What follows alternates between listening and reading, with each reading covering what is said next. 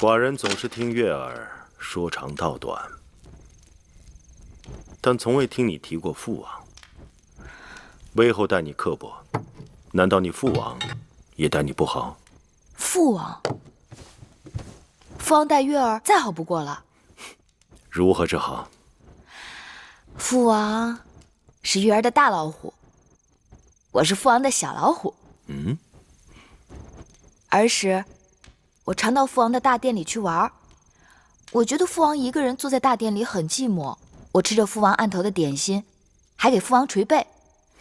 父王要是批奏章批累了，他就会背着我在大殿里转悠。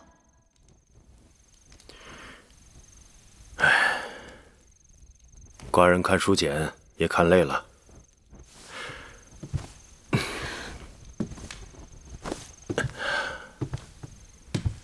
来吧，小老虎，寡人陪你做回大老虎。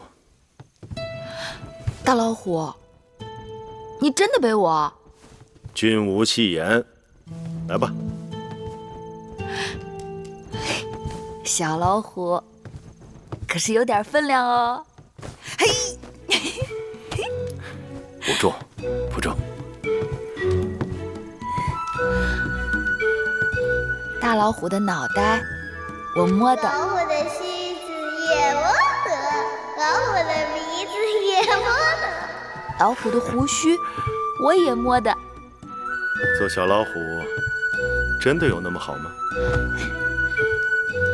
那是，做小老虎自然好。小老虎比大老虎还威风呢。那大老虎要跑快一点啦。还要不要快一点？大老虎快跑！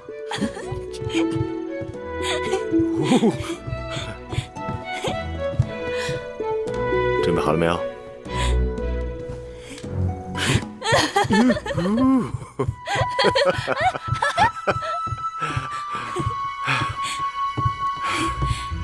下来吧，小老虎。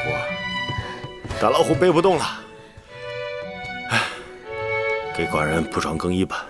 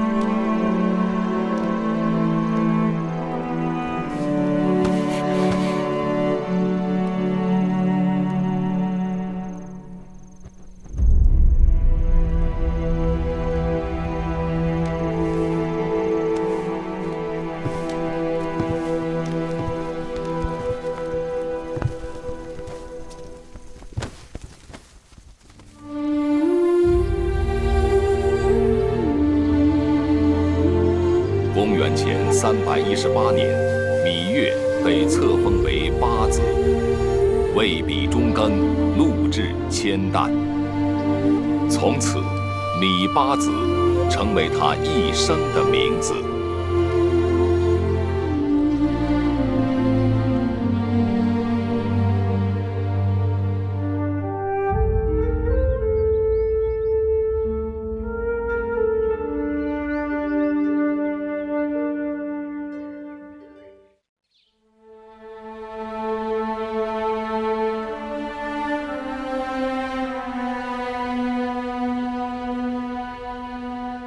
月儿本以为，即使与大王同屋而眠，也不过到此为止。谁知孤男寡女，同屋不同榻，若不是太无情，便是用情太深。这么多后宫女子，只有你能得到大王如此垂青。姐姐，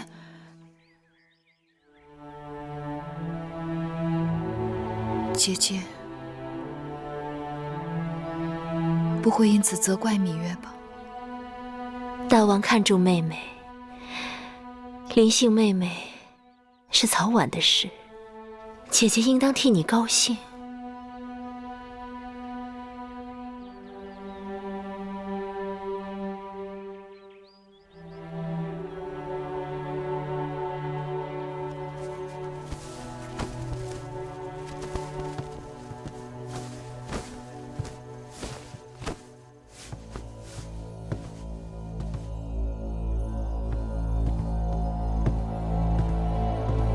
王后，可以歇息了。王后若不想睡，奴婢陪您说说话。姑姑先去睡吧。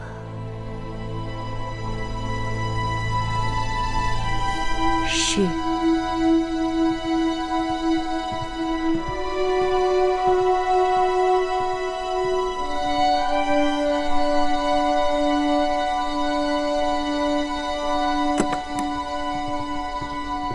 姐姐，我和樊长史都生了儿子，大王开恩，上个月才刚刚给我们继承了一个长史的分位，却比一个承宠没几天的人还低了2阶。自打我进宫起，也没见过大王如此专宠过一个人。先王后与大王也算是恩爱，可是大王对他也就是相敬如宾罢了。这么不起眼的一个小丫头，竟然狐媚了大王的心。王后生了儿子多少天了？快2个月了吧。王后生了嫡子，大王去交房殿，去了几次？听永相的人说，也就4、5次吧。3次用膳，还有1次是路过那儿，顺便进去坐了坐。王后生了儿子，应该是大王的心头肉。眼下正是需要人怜爱的时候，大王若是乱了分寸，惹恼的不该是你。等着有些人心里长牙吧，用得着你我着急吗？我倒是希望大王对芈月再专宠一些，这样才合了我的心意呢。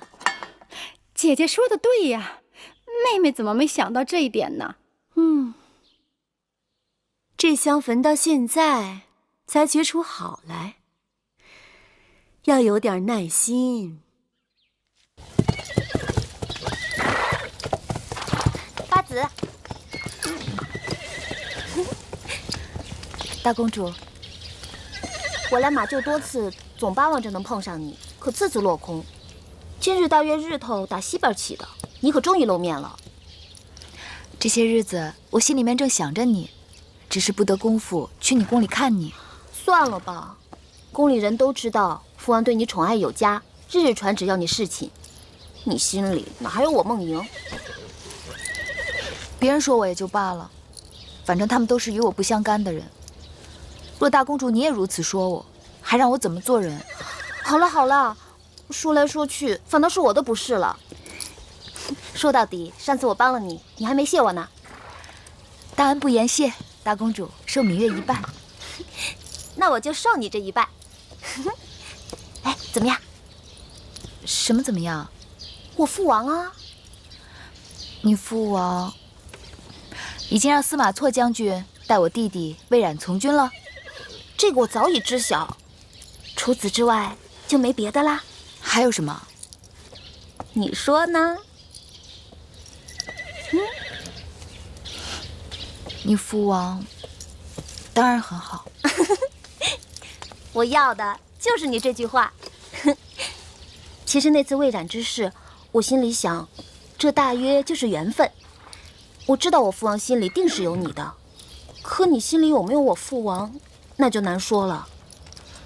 若不是因为魏夫人他们作怪，你大约也不肯低声下气去求人。你不去求我父王，又怎知你在我父王心中的分量？怎知我父王的好处？好啦，看你这嘴厉害的，我怕了你还不行。我这么帮你，反倒让你怕了。你若真想谢我，陪我去见个人，走吧。好。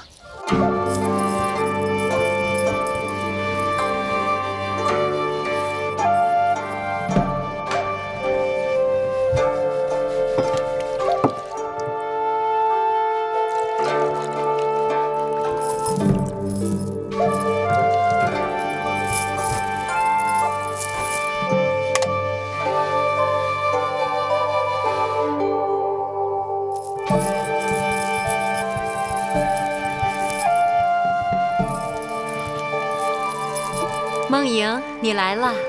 姑母，你们都退下吧。是。来，姑母，这就是我跟你说的芈月。拜见迎夫人。雍大人，大王大婚时曾见过，上次王后在后花园训斥国美人的时候又见过，今日相见，却看上去很不一样了。当然不一样，如今该称她为芈八子了。哦，我都忘了，你们早就认识，那就都不是外人了。坐下来吧。谢夫人。你也喝一杯吧。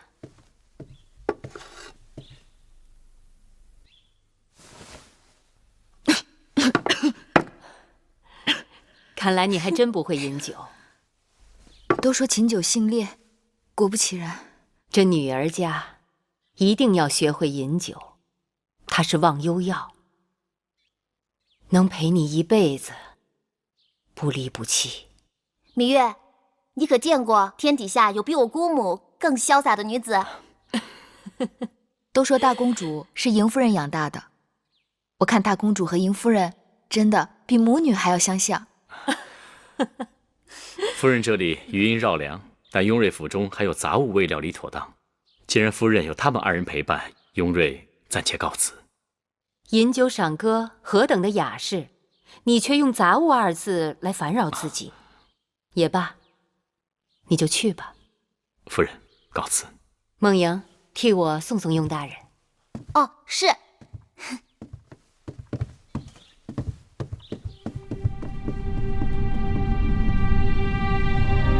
好一个芈八子！当日我就看出，大王迎娶的处女中，唯有你是最不安分的。夫人的话令芈月战战兢兢。你小小年纪进宫不久就得此位分，可见得你在大王眼中的分量。我听说大王已经专宠你2月有余，宫中因此废议。芈月不知自己错在哪里，望夫人指点。如你这样的情况，并非宫中第一人。先王后和当今王后，他们出入宫时，大王都专防独行了3个月以上。妻者妻也，王后是大王唯一正妻，平起平坐都是应该，专防更是无理由挑剔。你明白就好。除了王后、魏夫人、国美人承恩，最多也只不过就是10几日的功夫，魏良人就更少了。大王历来都是我行我素，但是大王对你的专宠，都快赶上王后了。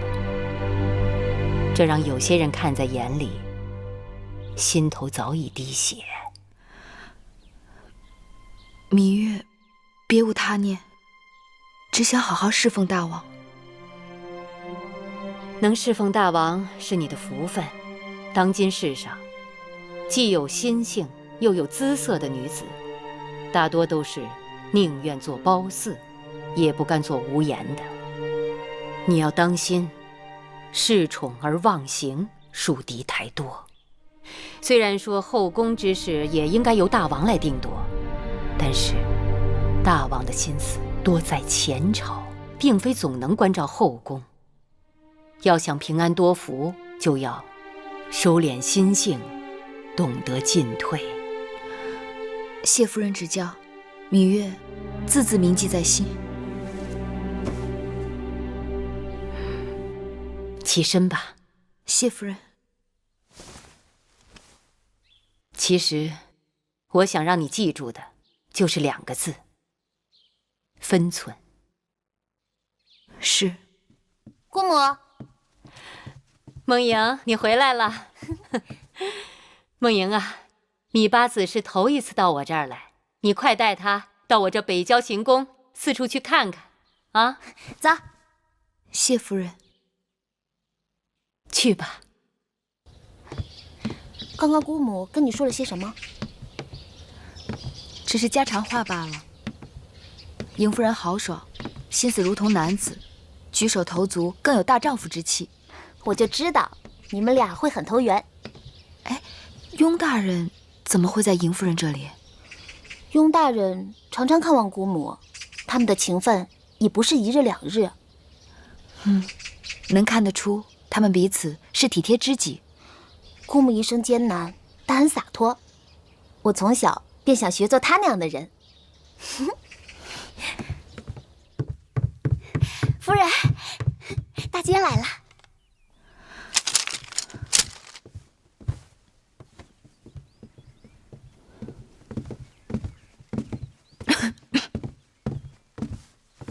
拜见八子。大监免礼。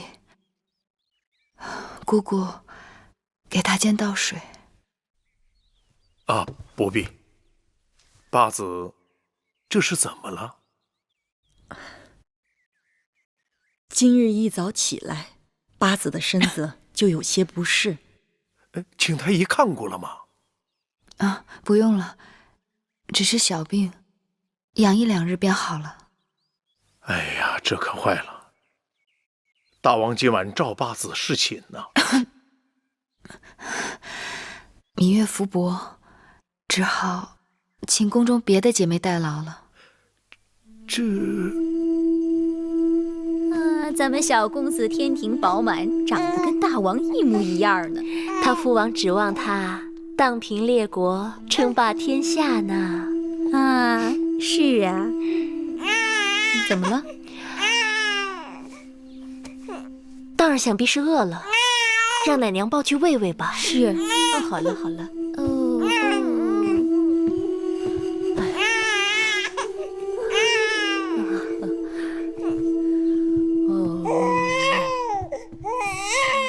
小公子都满2个月了，大王也没来用过几次晚膳。大王政务繁忙，可奴婢听说大王几乎夜夜都召芈月去承明殿呢。今晚侍寝的又是他。我月子里的时候不能侍寝，芈月替我侍奉大王。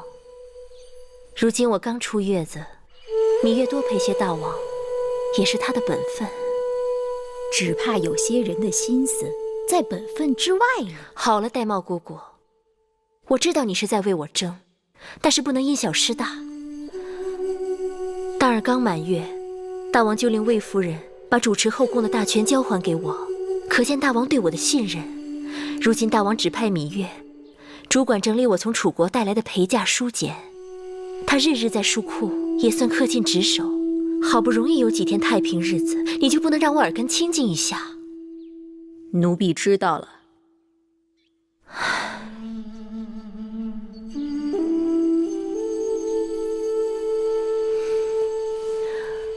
姑姑，其实母后把你指给了我，你的心就全在我这儿。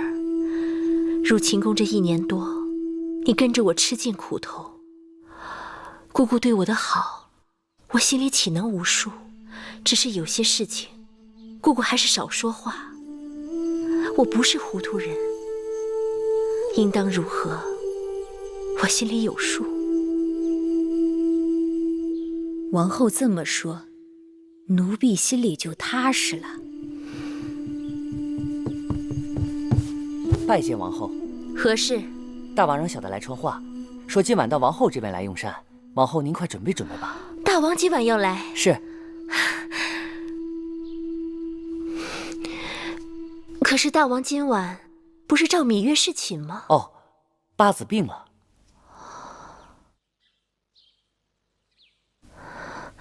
知道了，你下去吧。是。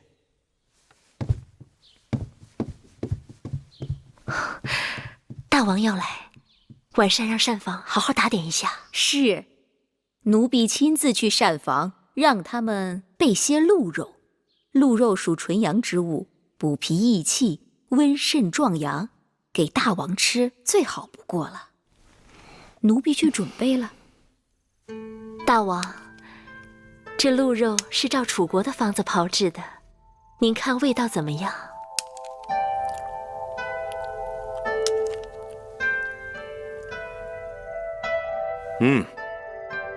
不错，外面焦脆，里面鲜嫩，鲜美异常。怎么，还有些野山菌的回味？这鹿肉要先腌制再炮制，所以味入肌里。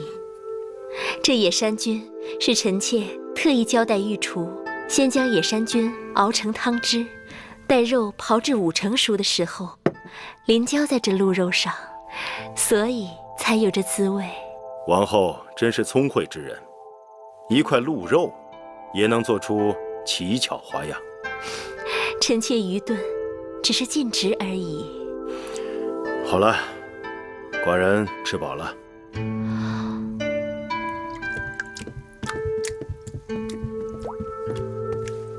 大王，臣妾近日重新开始打理后宫事务，好久不接手，都有些生疏了。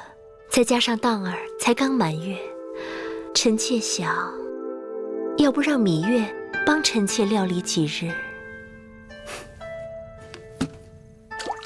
芈月的确聪明能干，不过眼下芈月正带人整理王后带来的陪嫁书件，哪里还有空闲？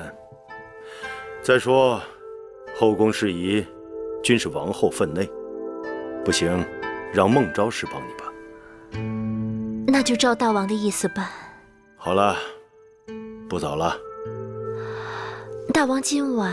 芈月病了，寡人要去看看她，之后回承明殿打理政务。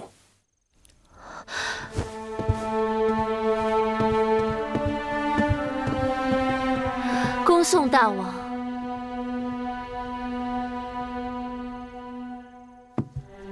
王后，姑姑有话就说吧。你留不住大王的人倒也罢了，怎的把手中主持后宫的大权也要随意送给他人？这权是我等想送就送得出去的吗？后宫的权给谁不给谁，全在大王一念之间。姑姑难道没看出来，我只是试试大王？大王方才的话，你也都听见了。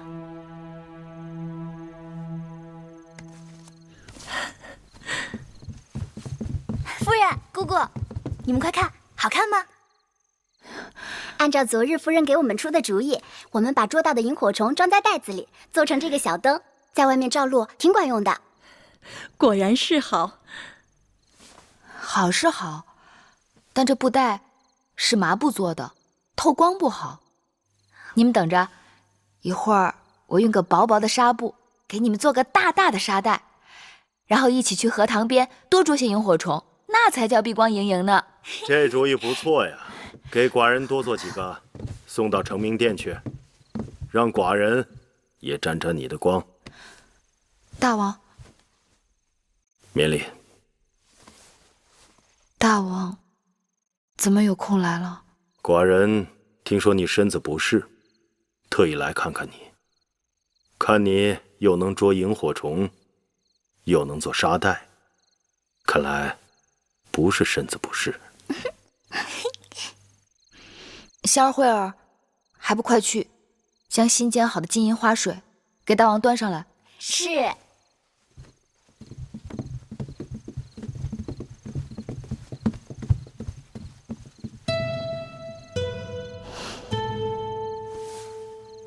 大王恕罪，这2日忽冷忽热的，月儿的确是常有头疼脑热的时候。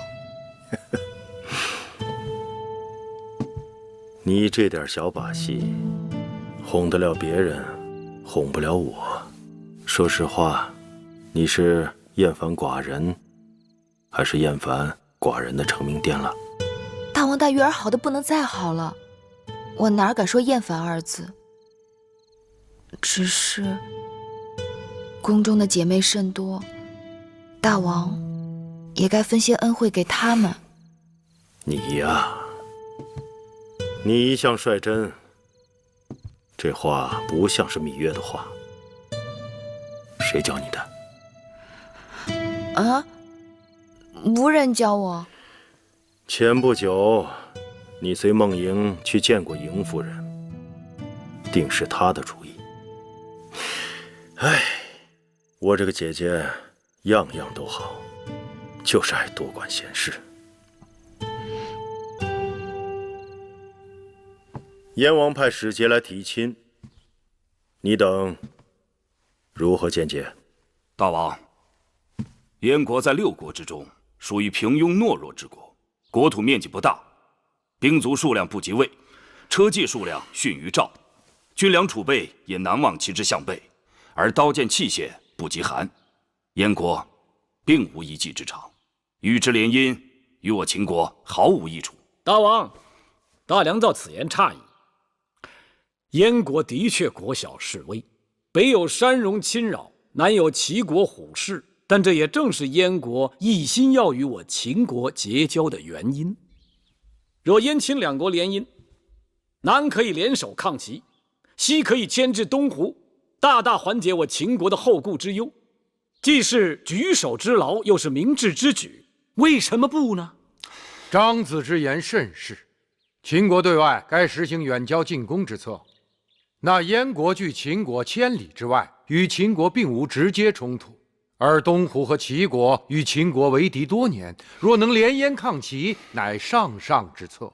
看来与燕国联姻，利大于弊，何乐而不为？选燕国使者，明日入成明殿议亲。是。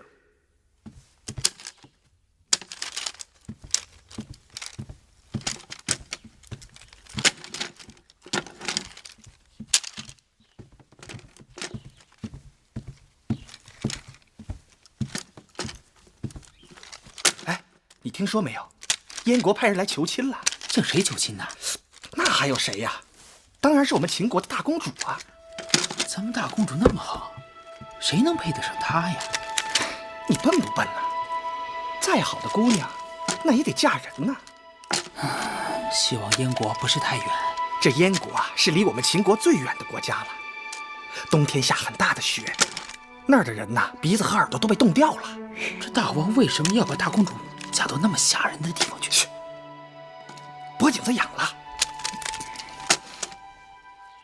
姐姐，今日我到公孙衍的府上去过了，可大良造仍然不肯把符节还给咱们。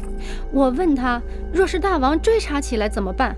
他竟然说，那就告诉大王，说符节在给母国送节礼的路上让强盗抢了去，然后就硬是把我给打发回来了。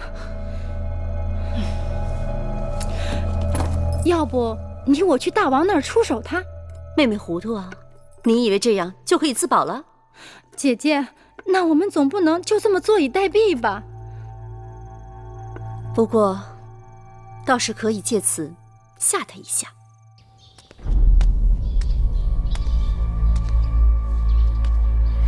这个女人简直是丧心病狂！先生息怒，魏夫人会不会因为情形不对出卖先生？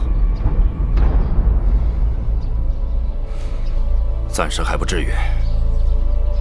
即便他在符节之事上能够洗白自己，无关谋杀王后，也是掉脑袋的大罪。但眼下一群人故意为难人，他们只要粮食，不要钱财珠宝，还说拖的时间长了，要把500车粮食变成800车。什么？800车？简直是岂有此理！先生，我们应该怎么办？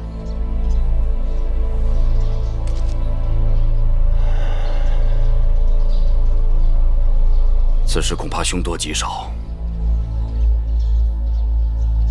这符节大约是要不回来了，我们得想别的办法。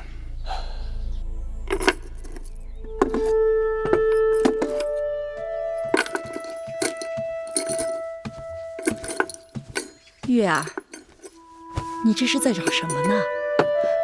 上次王后送了我一套紫玉鎏金的首饰，怎么找不到了？你找她干嘛呀？听说燕国来了使者，给梦莹提亲，梦莹待我十分真心，我也该准备一些贵重的礼物送给她，也算是我的一片心意。那套首饰太贵重，我怕香儿他们粗手大脚的给弄丢了，就特别给收了起来。你要，我去给你拿。哎，那也不急，我还想亲手给梦莹绣一套嫁衣，当然，这事定离不开姑姑的帮忙。你呀，还是忙你那些书简吧。嫁衣的事儿用不着你亲自动手，样子我和你一起商量就是。姑姑，你看，这个金锁片十分精致。那麒麟做的跟活的似的，的确是好。姐姐的当儿已经快100日了，我想把这个送给当儿。麒麟为人宠，象征吉祥，王后定会感念你有心的。当儿，当儿，姐姐你看这金锁片可好？当儿，当然好。前日大王赐给当儿一个金锁片，按理说也是1等1的，还抵不过你这个精细雅致。大王定是想把好东西留着慢慢赐给小公子，渐渐比过去越来越好，要不哪会有惊喜？当儿，来，我抱抱。哎呀，小公子好重，哪像100日，倒像是周岁的孩子。当儿，能吃能睡，格外调皮。这才快100日，奶娘都快弄不住他了。我们小公子是大王最宠爱的嫡子，哪能跟一般孩儿相比呀？奶娘，公子怕是饿了，抱下去喂喂。是。来。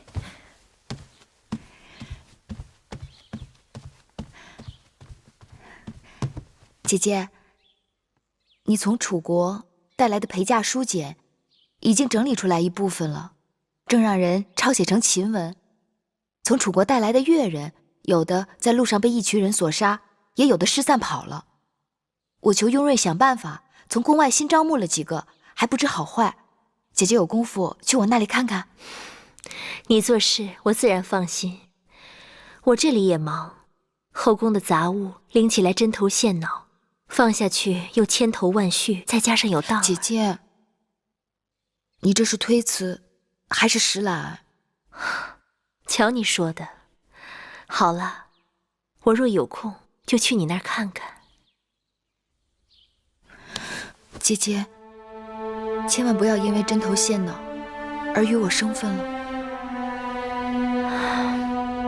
那是当然。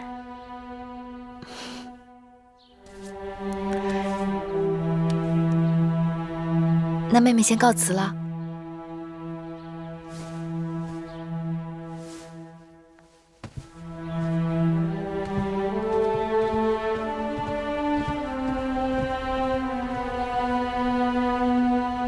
哼，我们王后什么没见过呀？一个金锁片子，显摆什么？姑姑嘴上积点德吧。就凭芈月，哪里拿得出这样的东西？定是大王赏赐给她的。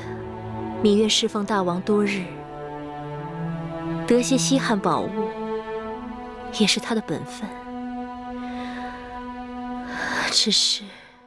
只是什么？从小到大这么多年，只记得凡是我有的，定是他没有的。只有我给他东西，何尝有过他给我？如今却倒过来了。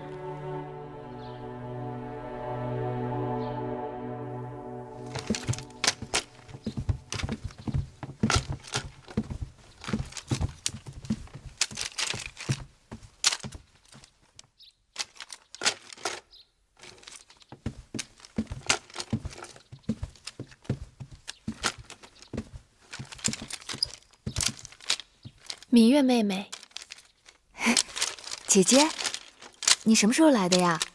也不让工人通报一声。我只是正好撞上，看你忙，想着还是不要打扰，省得你分心。什么分心？都说魏良人的学问是后宫里最好的，你来了正好给我帮把手。妹妹可知燕国来向大公主求亲了？我听说了。都知你与大公主要好，却看不出你对她担心呢。为何要担心？大公主的脾气向来我行我素，这桩婚事只怕她要闹一闹了。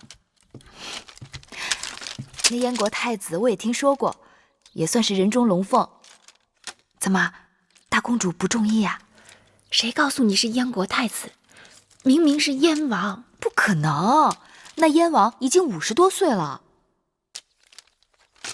宫里都知道了，只是前一阵子故意瞒着大公主一人。我让人打听过，燕太子早已经有元妃并生子，倒是燕王心丧了王后，所以来秦国求娶大公主的不是燕国太子，是那个燕王。燕王？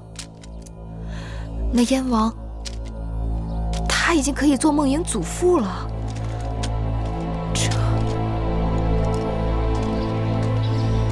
唉，昨日受了风，腰酸背痛的。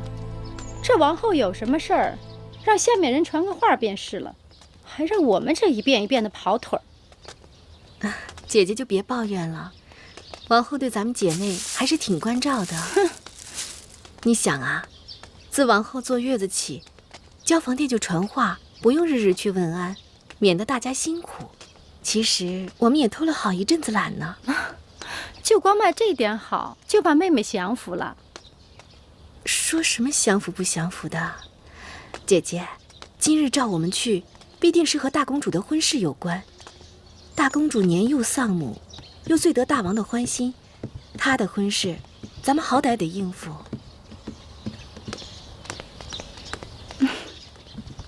看，这人真是禁不住念叨。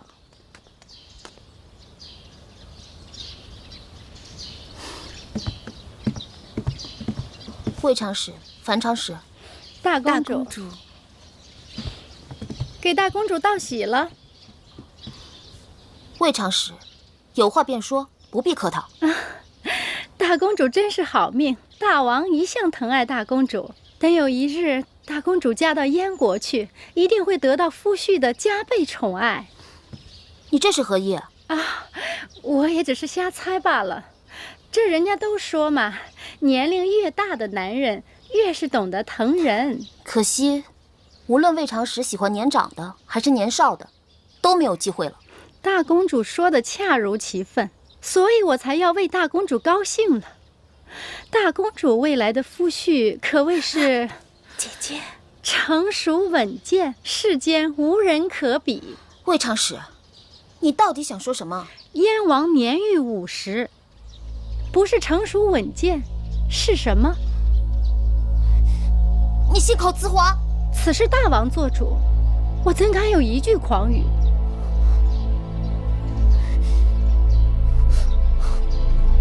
大公主慢走。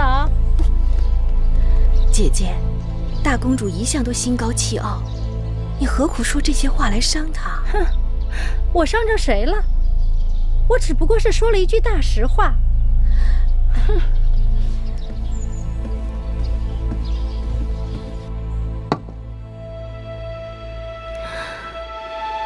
大王打算把大公主许配给燕国国君，秦燕两国联姻，如古琴瑟，同德同心，有益于我大秦安危繁荣。公主出嫁是后宫大事，召姐妹们来就是商议一下大公主的婚事。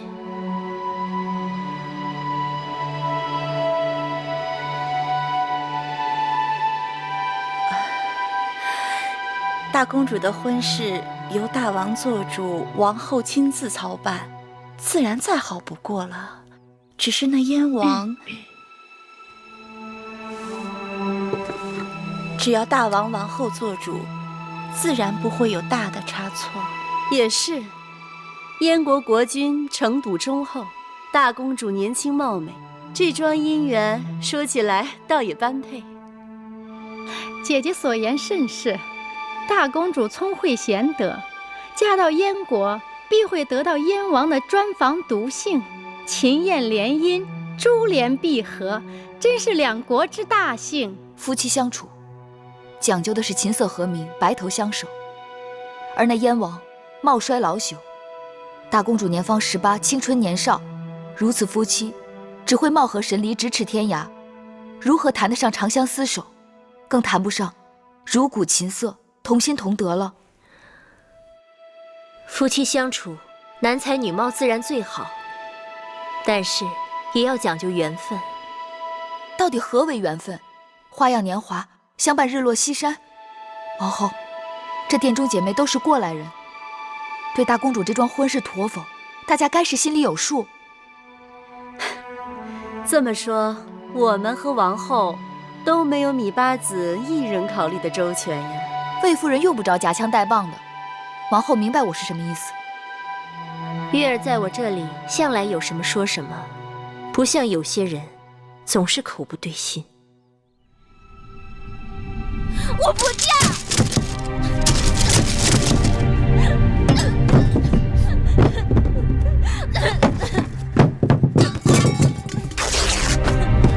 我不嫁！我不嫁！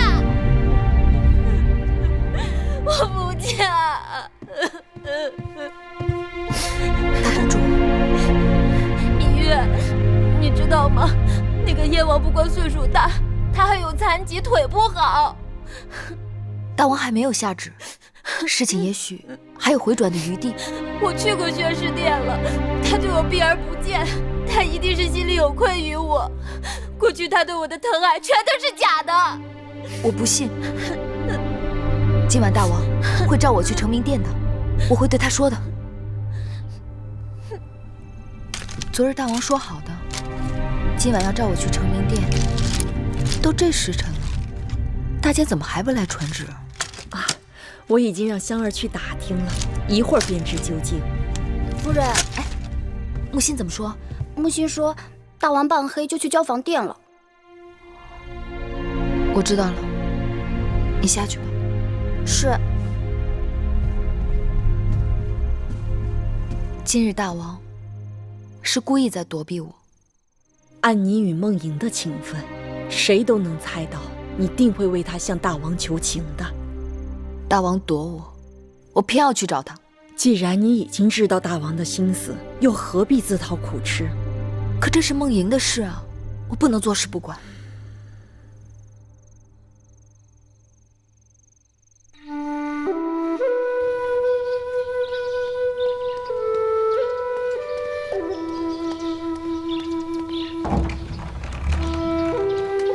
大姐，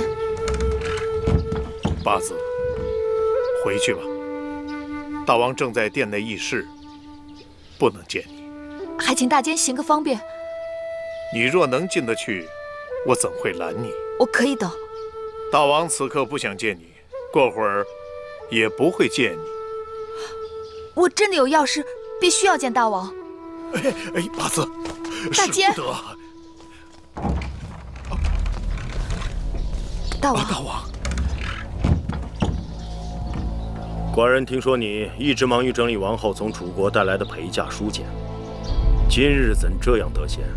望大王恕罪，为大公主的婚事，芈月是不得已而为之。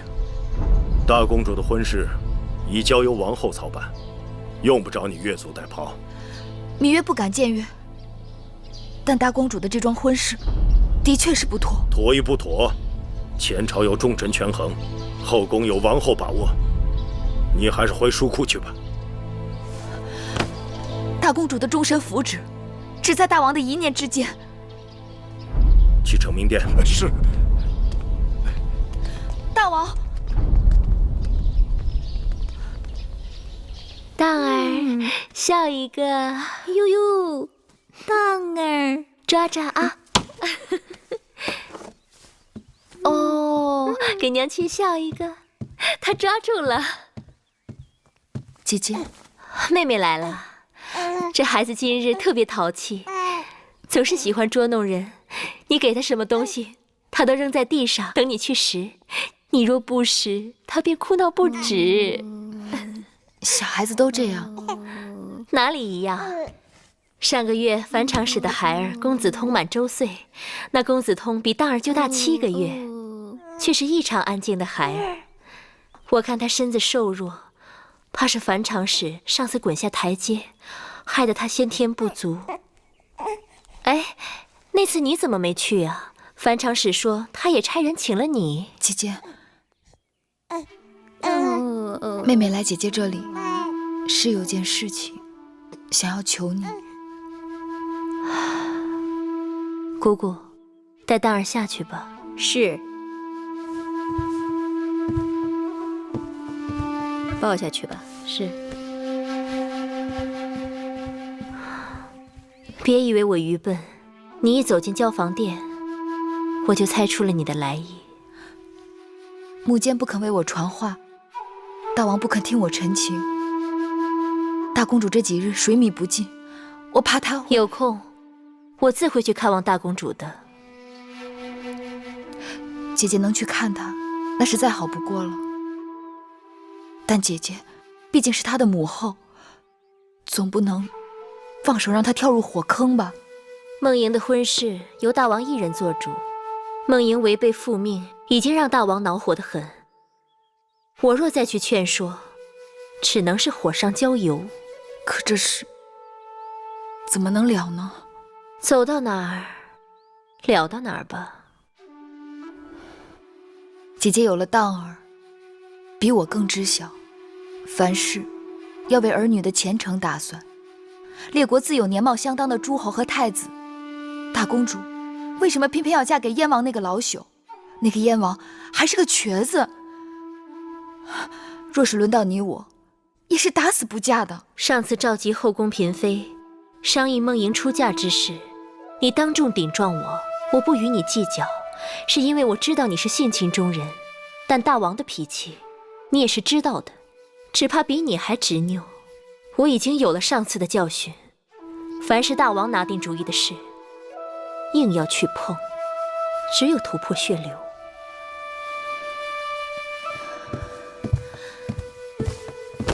姐姐，上次大王气恼，是因为怪罪你后宫干政，但儿女婚嫁本来就是母后的分内，大王总该听听你的忠言。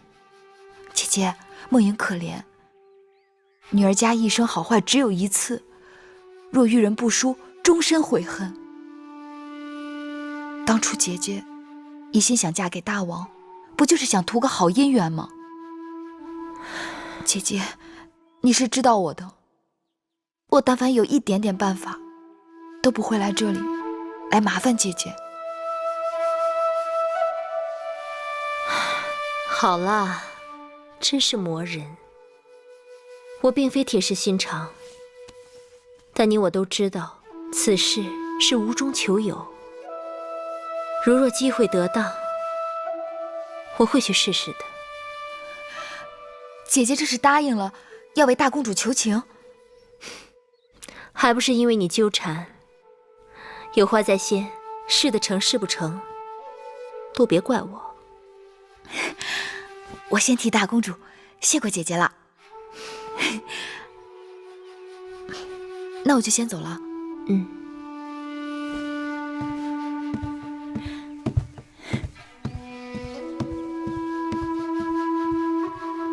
王后明知大王的心性，为何还要卖给芈月这个面子？你也知道，入秦宫这么久，芈月只为他弟弟来求过我，还被你给拦了。芈月是打断骨头也不喊疼的人，从来不愿欠任何人的人情。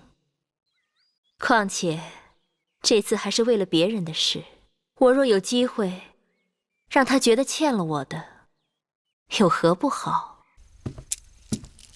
木间传旨，大王一会儿就要到交房殿来。珍珠珊瑚，你们2个手脚还不麻利点儿？是。王后，你要不要带这只我们从楚国带过来的金簪呢？还是带那一对前日大王赐的蓝田玉钗吧。是。可奴婢还是觉得那对金簪更炫目些。你们都把我从楚国带来的首饰暂且收起来。人要吃一堑长一智，水能磨石，但万物水最软。我既想袒护母国，又不希望和大王伤了情感，只好事事顺势而为。是。王后再用些胭脂吧，烛光下也显得喜气些。听说大王近几日一直没有召芈月侍寝，看来大王对芈月也是淡了。是啊，人无千日好，花无百日红，还不都是这个道理？更何况那芈月算什么东西？她也想争着上位。你们都在这贬她，但我却觉得恰恰错了。大王性情刚烈，从没有回避过谁。大王若是刻意而为，定是不忍与其举语，干脆避而不见。大王这哪里是淡了芈月，明明是过于用心了。大王到！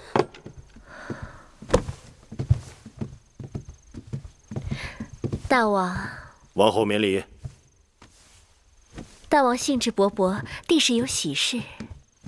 寡人刚从四方馆来，国相张仪给我出了个主意，让在四方馆外放些铜箱，每个去四方馆的侧室都有甲乙丙丁的竹签，每日4家学说辩论，这些竹签的多寡决定着馆中辩论的席位。众人旁听侧室辩论，赞同哪家，就把手中各自的竹签投到哪个铜箱中去。黄昏时分，辩论结束，开箱验看，箱内竹签数最多的2家可以没收箱内最少的2家之竹签，并予以平分，使得他们在四方馆的席位加倍。今日是第1日，结果果然有趣得很。诸子百家之学说，乃经营国家的策略，这个张仪怎么能用来做赌注？实在是太轻佻了。天下本就是赌场，诸子百家也不过是以列国国运为赌注，游说国君们推行自己提出的国策。寡人欢喜的人，都是与众不同、胆大妄为的。王后未免自我困顿，过于拘泥。臣妾忘了，大王一向喜欢标新立异、古怪精灵。这有何不好？寡人倒是奇怪，你与芈月同是姐妹，但性情却截然相反。张仪的主意让芈月知道了，她一定会欢喜。芈月打小就逐心去意，臣妾的确与她不同。10个指头还不一般长短，你和她要互相好好帮衬。大王所言极是，淑儿知道了。好了，寡人今日到你这里来，是有件事情跟王后商量。2日后立夏，寡人打算带文武百官到南郊祭夏，大约要花3、5日的功夫。寡人不在宫中，后宫事务就交给王后处理了。其他事情倒也没什么要紧，就是大公主的婚事，王后要悉心操办。大王在众子女中最疼爱的就是大公主，嫁妆丰厚不用讲。只是臣妾听说梦莹至今不解大王望女成凤之心，芈月对这桩婚事也颇有微词。并曾当众顶撞臣妾，让臣妾为难得很。王后以为这桩婚事如何？大王行事一贯慎密，深谋远虑，选中燕王，定是为了大公主好。女儿家娇嗔，出嫁前闹一闹也是有的。臣妾照大王的意思办。王后识得大体，有你操持大公主的婚事，寡人放心。大王整日操劳，臣妾只是想替大王分担困扰。王后今日的容颜格外娇美。大王打趣臣妾。这只发钗与王后的发饰相得益彰。秦国蓝田玉是世间极品，臣妾为大王而容。王后钟情秦国蓝田玉，却不喜秦国的范石。寡人听说你总嫌秦宫的疏素粗粝。臣妾自小体弱，疏素容易让臣妾积食上火，所以不敢多用。无妨，你是王后，秦宫里稻米有的是，随你吃。但是寡人还是喜欢那些疏素，稻米吃了以后，1-2个时辰就饿了，不顶用的。臣妾今日特地为大王做了些点心，都是秦国物产，不知大王是否中意？究竟是何物啊？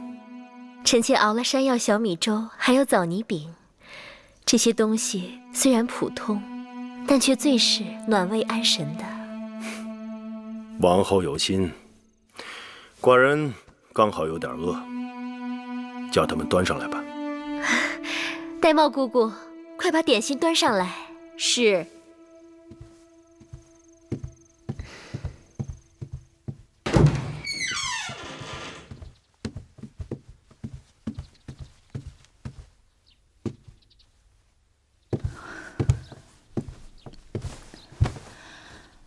大公主，就算别人不爱惜你，你也该爱惜你自己。我的命是父王给的，他这样逼我，让他收回去好了。你这是以命相搏，其结果必是两败俱伤。照理讲，大王并非蛮横之人，若能弄清楚事情究竟，说不定还能找到回转的办法。只是大王根本不肯见我，王后答应说情，却又不了了之。他连你都避而不见，看来无人可以救我了。别那么灰心。我想，尽管大王是一言九鼎，但总有人说出的话能让大王回心转意吧。除非是他。谁？青青，去给我取膳食来，我要吃东西。大公主，你说什么？快拿膳食来。是。南有情，西有离。姑母，几千君子，殷夫人，坐吧。谢夫人。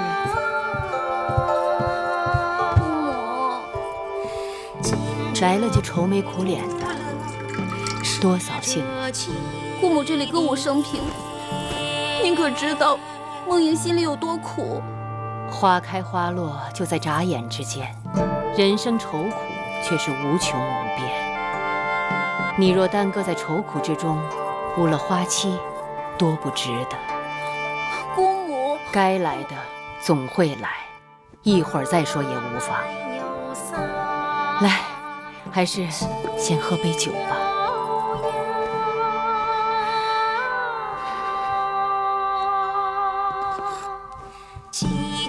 我曾说过，这世间绝对不会背弃你的，唯有这佳酿。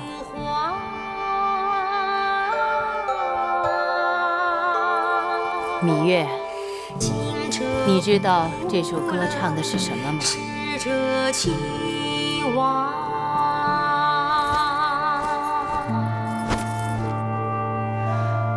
有乐及时行乐，转眼人之老矣。梦莹啊，你随我来。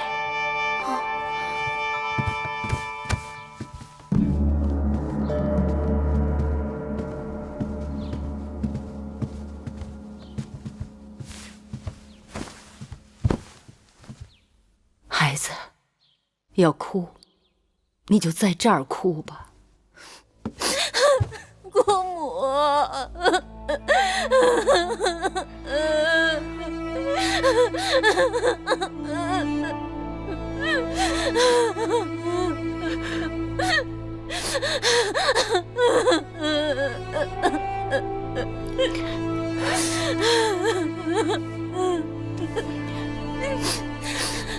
孩子，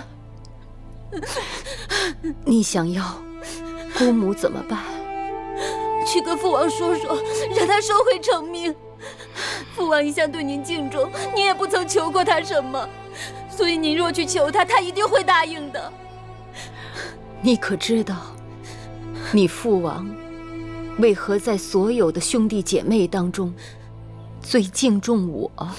因为祖母早逝，长姐如母，也因为父王对您一直心有愧疚。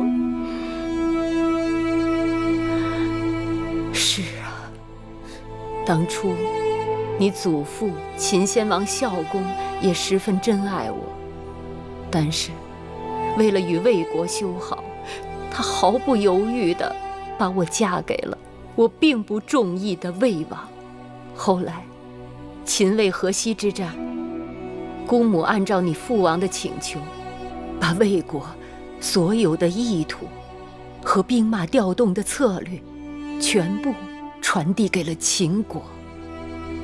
秦国因而大胜，而我却终身背负着背叛君王、出卖夫君的罪名。按律，我本应被枭首，是你父王用魏国战败赔偿的5座城池换回了我的性命。梦莹啊，你要记住，君王就是君王，尽管他们有时候也会柔肠百转，但是放在江山社稷面前，他们连一刹那的迟疑都不曾有过。这么说，祖父和父王从未珍惜过我们，姑母和我都只是他们野心的祭祀品。不对，后来我才知道，那就是他们的舍弃。他们舍弃了他们在世上最珍惜的东西。我如今才知道，父王对我从未真心过，全然不顾我是他的亲生骨肉。他的真心不是你要的真心，他宠你正是因为你是他的亲生骨肉，他逼你出嫁也是因为你是他的亲生骨肉。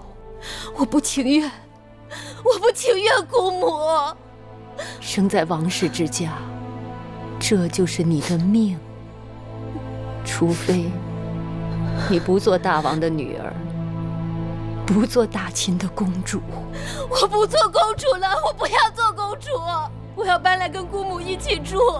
姑母，我求求你救救我，你帮帮我，姑母。我不要嫁，姑母，我求求你，你帮帮我，姑母，我不要嫁，姑母，我求求你。傻孩子，眼下我这一切也都是你父王赐给的。从你一生下来，你就不懂得什么叫一无所有。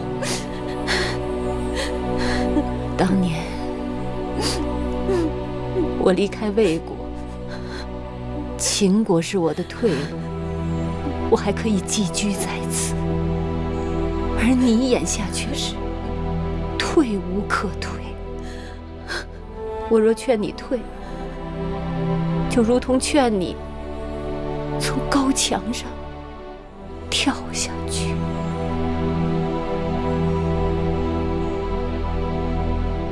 孩子，你好好想想吧。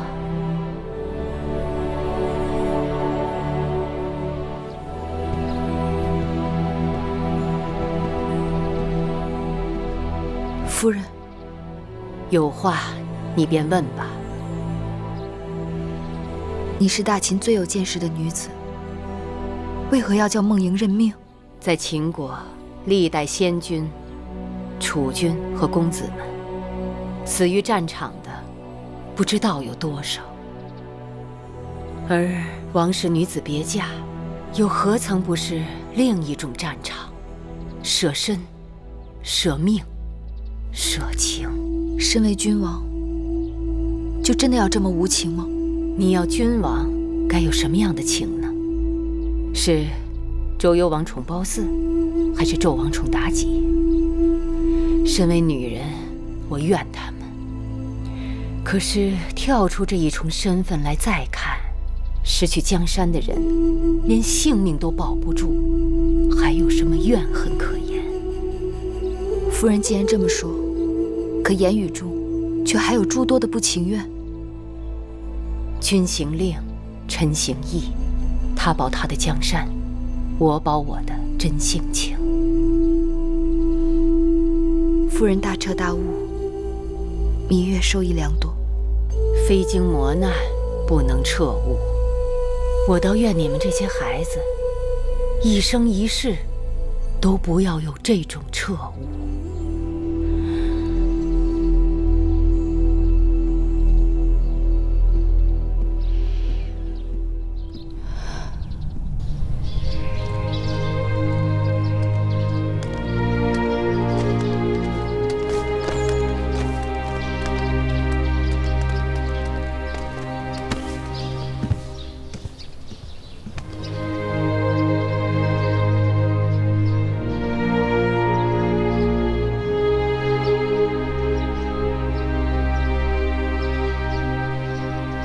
你们要照顾好尹夫人。是。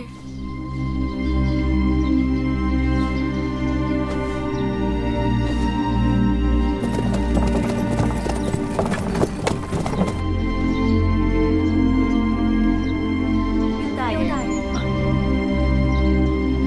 夫人，你来了，怎么也不叫人通报一声啊？我正好路过这里。孟莹他们走了，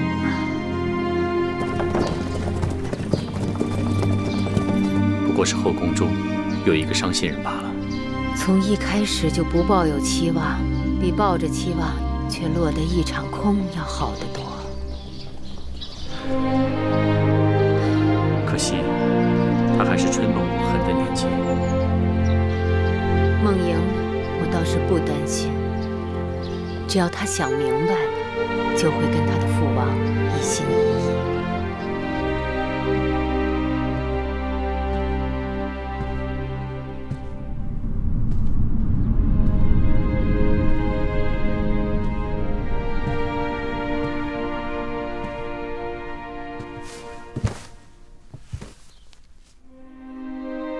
孟莹，拜见父王。你可想通了？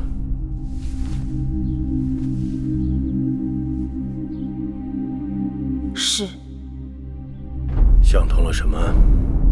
身为秦国公主，位尊而无功，奉厚而无劳，坐享其成，岂能心安？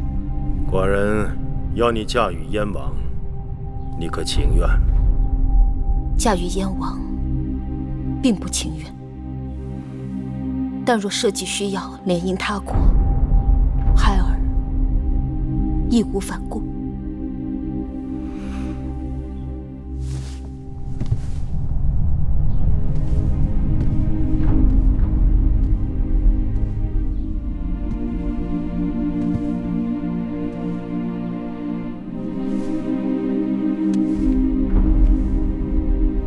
到底还是寡人的女儿，与寡人心意相通。记得寡人第一次上战场的时候，才13岁，双腿发抖，怕得不行，但依然义无反顾。织女莫过父，等你真正面临沙场的时候，你不会懦弱。难的就是决断的那一刻。你到燕国是要把寡人的眼睛、耳朵、手臂带到燕国去，寡人不会让你孤单，你与母国唇齿相依。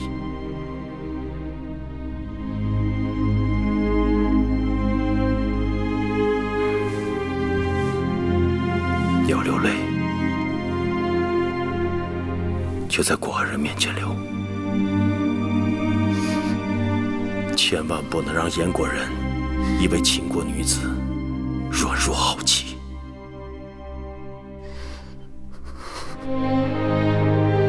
你是父王最为自豪的女儿，到了燕国以后，你要记住，你的背后还有父王，还有秦国。不管出了什么事，尽管派人送信回来。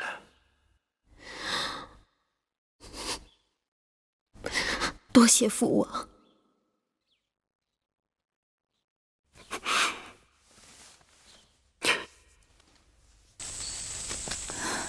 你这一去，不知何日才能相见。我若回不来，你就当我战死沙场了。怎把话说得这么不吉利？和一个枯朽老头同床共枕，生不如死。这我都想开了，还怕真的死去？别钻牛角尖。福兮祸兮，事有百变。你若不能回来，我想办法去看你。我一个人在那儿就够了。你要自己好好保重。这秦宫里刀伤剑雨，无益于燕国。你能平安，我虽隔万里也会宽心。那日我带你去见姑母，是觉得你们性情肯定投合。我走后，将来有些事情，她或许可以帮你。此外，我特地向父王讨了让你出宫便礼的令符，你好好收着。有了它，以后你会容易周旋许多。你自己挚爱重重，却还为我着想。以后，我也为你做不了什么了。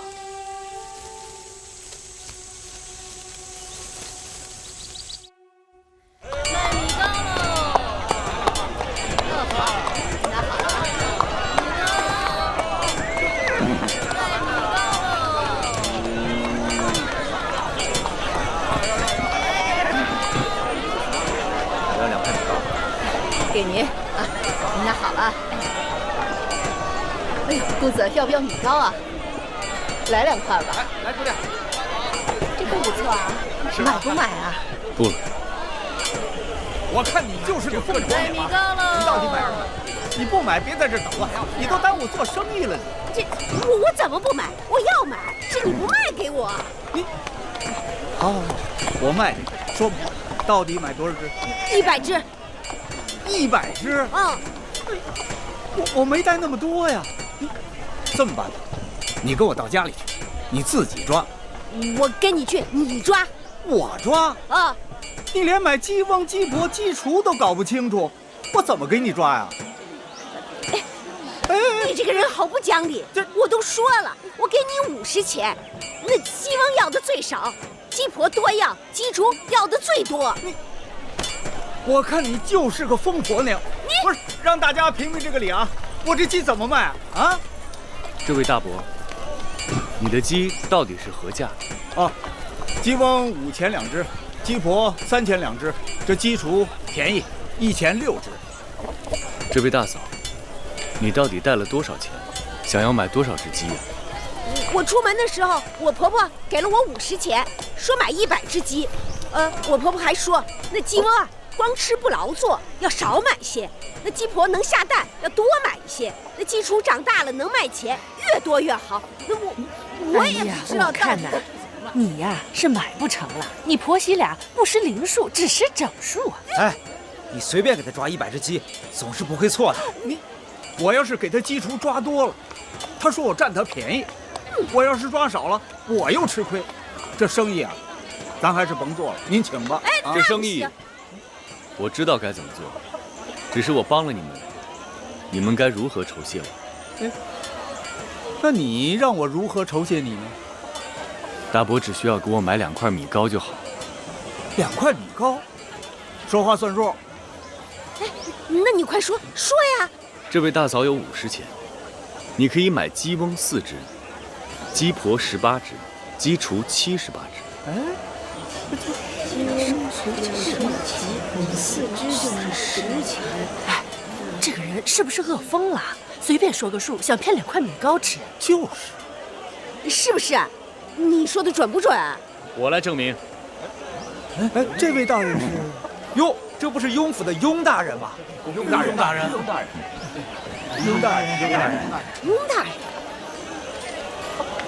我可以证明这位公子算得没错。雍大人，那既然雍大人都说没错，一定没错了。给50钱，你把鸡送到我家里去。您先别急啊，我给这位公子买米糕去，买米糕去啊！算了，行了，走。请问公子尊姓大名？在下黄倩。在下雍瑞，有意请公子去府中小坐，不知可否？那恭敬不如从命，请。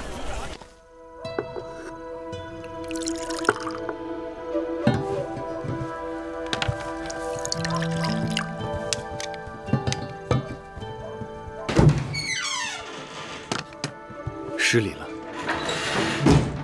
公子一看就非等闲之辈，若不嫌弃，就在我雍府暂且寄身，寻找机遇，施展抱负。在下来秦国，只是与人有约，未做长远打算。秦国眼下正值用人之际，秦王视财如金，求财若渴。那张仪入秦不到1载，便被秦王拜相。公子何不重做酌量？我只是一介书生，有点莫微之计。雍公子过誉了。好吧，去留之事咱们暂且在意。公子肯在雍府落脚，已让雍某不胜荣幸。来，黄公子，喝酒。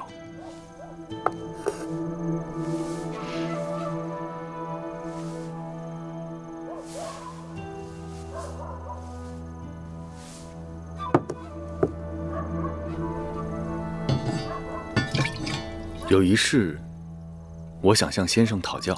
公子但说无妨。几年前，秦王迎娶楚国公主，听说迎亲的车马在武关附近被一群人劫持，后来又如何了？那日，一群人袭击王后的车马，幸亏王后的陪嫁应女舍身引开了一群人马，才让王后得以脱险。王后有3个陪嫁应女，不知是哪位应女如此侠肝义胆？她叫芈月，是王后同父异母的妹妹。她被劫持到义渠之后，大王派我和张仪用600车粮食将她赎回。到了秦宫，因她聪颖俊俏，深得大王的宠爱，已被册封为8子。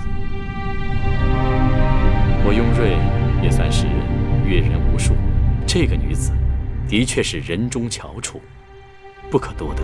不可能，她不可能做这种事情。公子此话怎讲？